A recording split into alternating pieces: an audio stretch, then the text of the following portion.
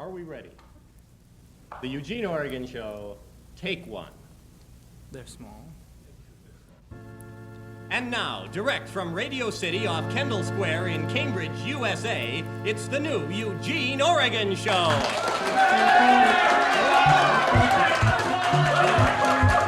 With Gene's guests, Calvin Coolidge, Greta Garbo, and special guest star, Minerva Urical. Brought to you tonight by Vatican City, your one-stop religion headquarters, and McDonald's Bordello, over 8 billion served. Now, here he is, syndicated columnist for the Cambridge Daily Reamer, Gene Oregon. Thank you.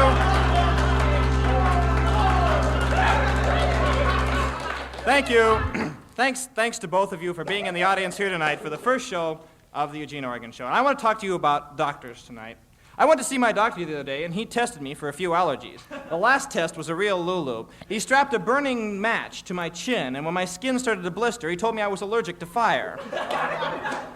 Actually, I told him that it hurt when I moved my arm like this, so he said, "Don't do that."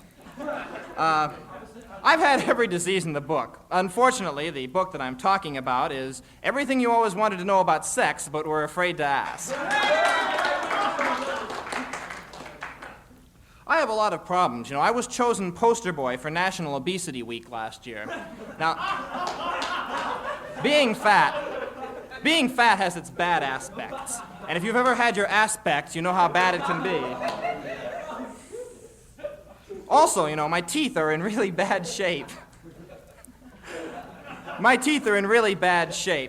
But I hate to see my dentist. I mean, my dentist is a real clown. You may have heard of him, Dr. Bozo. He can be really unnerving. Every time I go in, he starts humming, "Oh, the Yanks are coming," when you walk in. Slow on that one, Paul, just slow. Great audience tonight. He says things like, "Be true to your teeth, or they'll be false to you." But I got back at him. One day he told me, "You haven't got any cavities," and I said, "That's all right, drill anyway, I feel lucky today." Well, I better go before I come down with a case of something, like a case of Johnny Walker Red. We'll be right back after this important message from our sponsors. 3, 2, 1. Great detonation, Albert. You can take over now. Oh, hi. I'm Dr. Wolfgang Hasenpfeffer. Haven't you always wondered what it's like to be an atomic scientist? I am not a genius. I knew I wasn't cut out for college, but I wanted what most people want out of life. A high-paying job with a good future and a feeling of power that comes from working in the exciting world of thermonuclear physics. So I enrolled in the famous scientist school of MIT.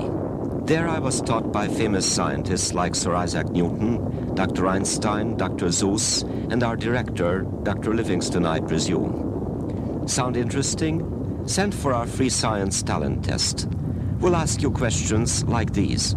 1. If your reading lamp went out, what would you do? A. Shake the bulb. C. Shake the lamp. B. Stop reading. Or D. Set the lampshade on fire and continue reading. 2. If you were standing in a vacuum with a cannonball and a feather and dropped them at the same time, what would happen? A. The cannonball would land first. B. The feather would land first. C. The cannonball would squash your foot. D. The feather would tickle your fancy. Or E. Your lungs would pop. 3. Which one of these two straight lines appears longer? This one, or this one? If you answered both of these questions yes, then you have the potential to enter the dynamic field of atomic physics.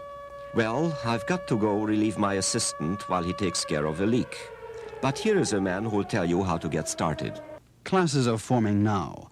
For your free science aptitude test, call this number now or write the famous scientist school of MIT. Not affiliated with the Massachusetts Institute of Technology or any other educational institution.